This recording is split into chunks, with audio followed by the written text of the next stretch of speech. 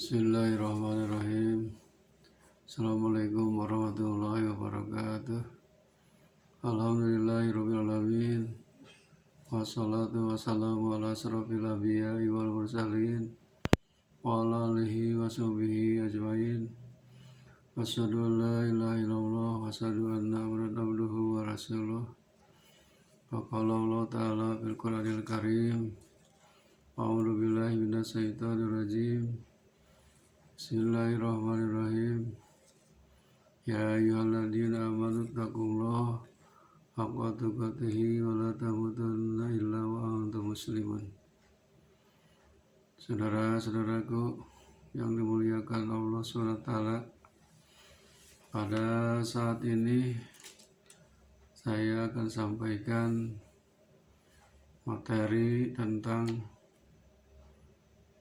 10 pertanyaan keberadaan hidup manusia yang harus dijawab. 10 pertanyaan itu, yang pertama, siapa manusia itu? Manusia adalah makhluk Allah yang diciptakan oleh Allah dari tanah. Di dalam Al-Quran surat Al-Alaq disebutkan khalaqal insana min alaq. Dialah Allah yang telah menciptakan dari segumpal darah. Kemudian ayat yang lain, khalaqal insana min nutfah. Diciptakan manusia dari nutfah atau air yang hina. Kalau kita berbicara manusia, semuanya sama, diciptakan oleh Allah dari unsur tanah dan air. Dengan itu kita harus tahu bahwa kita ini semua manusia. Tidak ada yang diciptakan dari selain tanah dan air. Baik itu orang kaya, orang miskin, orang bodoh, orang pintar, sama. Semuanya diciptakan dari tanah. Makanya kita tidaklah pantas menyombongkan diri di hadapan manusia. Hakikatnya kita ini sama, makhluk Allah yang diciptakan oleh Allah dari air yang hina. Itulah pertanyaan yang pertama. Keberadaan manusia, siapa manusia itu? Kemudian ayat yang lain Allah menyatakan di dalam surat At-Tin, A'udzubillahi minasyaitonirrajim. Bismillahirrahmanirrahim. Laqad khalaqnal insana fi ahsani taqwim. Tsumma radadnahu asfala safilin. Artinya, sungguh kami telah menciptakan manusia dalam bentuk yang paling indah, seindah-indahnya bentuk. Kemudian kata Allah, kami kembalikan manusia itu kepada tempat yang paling rendah. Jadi kalau berbicara manusia adalah makhluk yang sempurna, yang paling mulia, ciptaan Allah. Karena manusia diciptakan oleh Allah, dikasih akal dan nafsu. Dengan akal itulah manusia bisa membedakan mana yang benar dan mana yang salah. Beda dengan makhluk-makhluk yang lainnya. Seperti jin, diciptakan oleh Allah dari api. Kemudian setan juga dari api.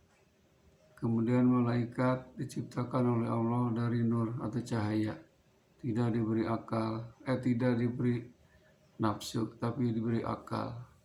Kalau manusia lengkap, dikasih akal dan nafsu. Dengan akal inilah manusia bisa beda dengan makhluk-makhluk yang lainnya. Pertanyaan yang keduanya, apa tugas manusia itu? Allah menciptakan kita punya tugas dari Allah sesuai dalam Quran surat Ad-Dariyat. A'udzubillahi minasyaitonirrajim. Bismillahirrahmanirrahim. Wa ma khalaqtul jinna wal insa illa liya'budun. Artinya, tidaklah kami menciptakan jin dan manusia kecuali untuk beribadah. Jadi tugas kita di dunia ini adalah mengabdi kepada Allah Subhanahu wa Ta'ala, melaksanakan segala perintahnya dan menjauhi segala larangannya. Ibadah di sini mengabdi sebagai makhluk terhadap Khalik. Jadi kita ibadah ini tugas kita. Karena kalau tidak melaksanakan ibadah berarti kita membangkang terhadap perintah Allah Subhanahu wa Ta'ala. Di dalam Al-Quran yang lain, surat Al-Baqarah dinyatakan, A'udzubillahi minasyaitonirrajim. Bismillahirrahmanirrahim. Ya ayuhan nasi u'budu rabbakumul ladzi khalaqakum walladzina min qablikum la'allakum tattaqun. Wahai sekalian manusia, beribadahlah kepada Tuhanmu yang telah menciptakan kamu, supaya kamu menjadi orang yang bertakwa. Itulah tugas kita, ibadah terhadap Allah. Ibadah itu ada tuntunannya, tidak semaunya. Ibadah harus ikhlas dan harus memakai ilmu, juga harus ittiba, mengikuti contoh Rasulullah SAW.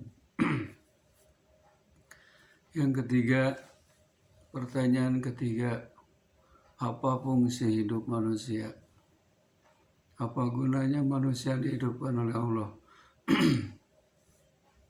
Dalam Quran Allah telah berfirman, A'udzubillahi minasyaitonirrajim. Bismillahirrahmanirrahim. Wa idh qala rabbuka lil malaikati inni ja'ilun fil ardi khalifah. Waktu Allah berfirman kepada para malaikat, kami akan menciptakan khalifah di muka bumi. Yang dimaksud khalifah di sini adalah manusia sebagai perwakilan dari Allah Subhanahu wa Ta'ala. Apa tugas khalifah itu? Tugasnya mengurus bumi, melestarikan bumi, dan memakmurkan bumi, dan juga menjalankan keadilan dengan baik dan benar. Kita sebagai manusia punya beban, punya tugas, fungsi kita adalah sebagai khalifah di muka bumi untuk berbuat kebaikan di atas bumi ini. Sebab Allah melarang berbuat kerusakan di muka bumi. Dalam Quran disebutkan, A'udzubillahi minasyaitonirrajim. Bismillahirrahmanirrahim. Wala tufsidu fil ardi innallaha la yuhibbul mufsidin. Janganlah kalian berbuat kerusakan di muka bumi. Sesungguhnya Allah tidak suka kepada orang yang berbuat kerusakan. Itulah pertanyaan yang ketiga, fungsi kita sebagai khalifah. Pertanyaan yang keempat, apa tujuan hidup manusia? Kita harus punya tujuan.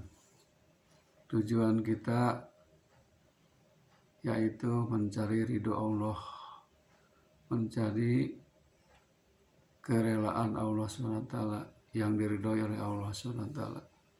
Di dalam Quran disebutkan, A'udzubillahi minasyaitonirrajim. Inna sholati wa nusuki wa mahyaya wa mamati lillahi rabbil alamin. Sesungguhnya salatku, ibadah hajiku, mati, hidupku adalah untuk mencari ridho Allah Subhanahu wa Ta'ala. Kita harus pasrah, sebab kita ini punya tujuan hidup. Tujuan hidup adalah mencari ridho Allah. Apalah gunanya kalau kita hidup di dunia ini tidak punya tujuan. Tujuan kita adalah mencari ridho Allah SWT dengan cara melaksanakan perintahnya dan menjauhi segala larangannya. Itu pertanyaan yang keempat. Pertanyaan yang kelima, apa bekal hidup manusia itu? Kita oleh Allah SWT dikasih bekal untuk beribadah. Apa diantaranya bekalnya? Di dalam Quran surah Al-Baqarah menyatakan, A'udzubillahi minasyaitonirrajim, huwallazi khalaqalakum ma fil ardi jami'a. Dialah Allah yang telah menciptakan bumi seluruhnya untuk kalian semua. Jadi bekal hidup kita, bekal ibadah kita adalah dunia ini dengan segala isinya. Oleh Allah SWT sudah disiapkan bekalnya. Kenapa? Karena manusia hidup di dunia ini berfungsi dan punya tujuan. Yang punya bekal oleh Allah sudah disiapkan, tinggal kita mensyukurinya. Pertanyaan yang ketujuh, yang keenam, apa pedoman hidup manusia? Kita hidup di dunia ini oleh Allah tidak sia-sia. Ada pedomannya, dikasih petunjuknya, yaitu dua. Yang pertama Al-Quranul Karim dan yang kedua Al-Hadis, di mana Rasul telah bersabda, sesungguhnya kami telah meninggalkan dua pusaka. Apabila kalian berpegang teguh terhadap dua pusaka itu, tidak akan tersesat, yaitu Al-Quran dan Al-Hadis. Jadi Quran ini merupakan pedoman bagi kita. Hudal linnasi wa bayyinati minal huda wal furqan. Quran ini harus menjadi petunjuk dan menjadi pemisah antara baik dan benar. Itulah pedoman hidup manusia, supaya manusia tidak tersesat. Jangan mencari pedoman yang lain. Hanya pedoman Allah lah yang bisa menyelamatkan kita di dunia dan di akhirat. Yang pertanyaan ketujuh, siapa contoh hidup manusia? Kita ini punya figur, punya contoh yang lebih baik. Siapa contoh hidup kita adalah Nabi Muhammad SAW sebagai Rasul, sebagai contoh yang paling baik. Di dalam surat Al-Ahzab disebutkan, laqad kana lakum fi Rasulillahi uswatun hasanah. Sudah ada pada diri Rasul itu uswatun hasanah, suri teladan yang baik. Rasul memberikan teladan kepada umatnya dari segi ucapannya, dari segi perbuatannya, dalam segi-segi yang lainnya. Hablum minallah wa hablum minanas sudah dicontohkan oleh Rasulullah SAW.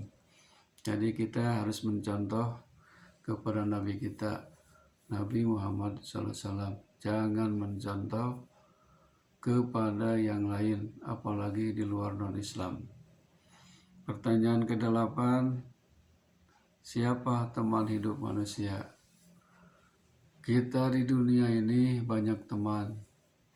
Teman hidup manusia adalah muslimin, muslimat, mukminin, mukminat. Dalam Quran disebutkan, orang-orang mukmin adalah saudara-saudara orang mukmin. Baik itu senasab, seturunan dengan kita, atau seagama dengan kita, itulah saudara kita, muslimin, muslimat, mukminin, mukminat. Dari kutub utara sampai kutub selatan di dunia ini adalah saudara kita. Saudara khususnya saudara seagama. Dan pertanyaan yang ke-9, siapa musuh hidup manusia? Di samping kita banyak saudara, sudah disiapkan oleh Allah. Kita ini punya musuh. Kalau musuh itu harus dijauhi, bukan didekati, bukan diikuti.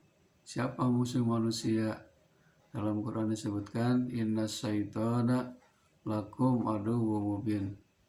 Sesungguhnya setan itu musuh yang sangat jelas, musuh yang sangat nyata bagi kalian. Karena setan selalu menggoda manusia dari depan, dari belakang, dari atas, dari bawah, dari kiri, dari kanan, terus-terusan menggoda kita supaya kita terkecoh dan menuruti kemauan dia. Setan itu memerintahkan setan itu la'amaratum bisu, mengajak kepada kejahatan, berbuat dosa dan berbuat maksiat. Begitu kita waspada dan hati-hati, setan ini selalu menggoda kita dimanapun kita berada. Dan mudah-mudahan kita diselamatkan dari godaan-godaan setan itu. Pertanyaan yang terakhir yang ke-10, apa tempat kembali manusia? Kita ini semuanya akan kembali kepada Allah Subhanahu wa Ta'ala. Sebab di dunia ini tidak akan selamanya. Di dalam Quran kan disebutkan soal Baqarah, A'udzubillahi minasyaitonirrajim. Kaifa takfuruna billahi wa kuntum amwatan wa ahyakum summa yumitukum summa yuhyikum summa ilaihi turja'un. Kata Allah, mengapa kalian ingkar kepada Allah padahal kalian itu asal mati. Sekarang dihidupkan di dunia ini, kemudian dimatikan lagi nanti. Setelah dimatikan dihidupkan kembali di yaumul ba'as, dalam mahsyar. Summa ilaihi turja'un. Kemudian kepadanya kita akan kembali kepada Allah.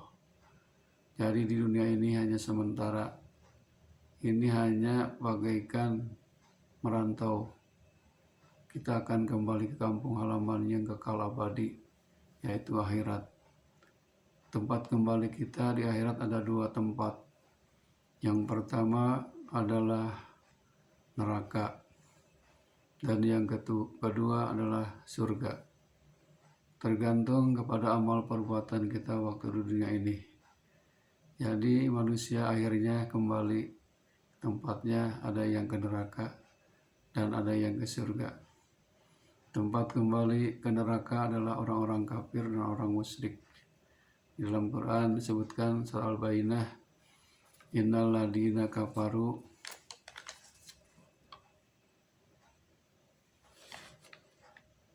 sesungguhnya orang-orang kafir, innal ladina kafaru min ahlil kitabi wal musyrikina fi nari jahannama khalidina fiha ulaika hum syarrul bariyah. Orang kafir, ahli kitab dan musyrik, dia akan masuk ke neraka jahanam. Di neraka jahanam itu khalidina fiha, kekal selama-lamanya. Ulaika hum syarrul bariyah. Itulah mereka tempat kembalinya yang paling jelek, yaitu neraka. Sebaliknya, orang-orang yang beriman dan beramal soleh, tempat kembalinya adalah surga yang penuh dengan nikmat. Di dalam Quran masih ayat itu, waladina amanu wa amilus solihati hum khairul bariyah yajauhum inda rabbihim jannatun tajri min tahtihal anhar khalidina fiha abada radhiyallahu anhum wa radwan. Orang-orang yang beriman dan beramal soleh nanti tempatnya adalah khairul bariyah, tempat yang paling bagus, paling indah, yang banyak nikmatnya, itu surga. Di dalamnya kekal selama-lamanya. Itulah tempat yang paling baik, tempat yang paling indah, tempat terakhir kembali kita ke alam akhirat. Setelah itu manusia mendapat balasannya ada balasan neraka tempatnya dan ada balasan surga tempat nikmat. Saudara-saudaraku yang dirahmati Allah SWT yang dimuliakan, itulah 10 pertanyaan keberadaan hidup manusia yang harus kita jawab sekarang. Insya Allah kita berikhtiar dan berusaha. Pertama, siapa manusia itu? Tadi sudah jelaskan, manusia itu makhluk Allah yang diciptakan dari tanah. Kemudian kita punya tugas yaitu beribadah. Kemudian fungsi kita adalah sebagai khalifah di muka bumi. Tujuan kita adalah mencari ridho Allah. Bekal hidup adalah dunia dengan segala isinya. Pedoman kita adalah Al-Quran dan hadis. Contoh hidup kita adalah Nabi Muhammad SAW. Teman hidup kita adalah mukminin, mukminat, muslimin, muslimat. Musuh kita adalah setan. Dan tempat kembali manusia dua, surga dan neraka. Mudah-mudahan kita ini menjadi ahli surga. Wabillahi taufiq wal hidayah. Wassalamualaikum warahmatullahi wabarakatuh.